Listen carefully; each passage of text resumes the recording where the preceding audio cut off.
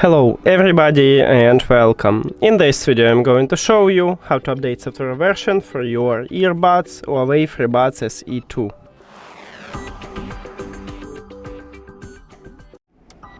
You have to start by open HUAWEI Life application, and if you add your earbuds to the application you will see it at the device list. Tap on it and then you need to go to update. You check for updates. And here it is. Click download and install. Firstly it download the application, the update, and now it start to install it, so we need to just wait and do not close the case. Also do not use your earbuds, just wait until this update is finished. And I'm going to speed up it for you.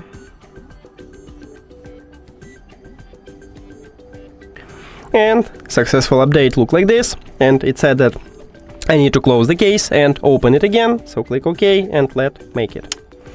Just close it and now open it again.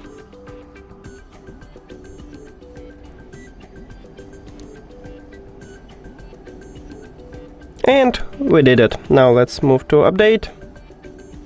And yeah, we successfully update these earbuds. Thank you for watching this video. If you found it helpful, please consider subscribing to the channel and leave the like on the video. See you later.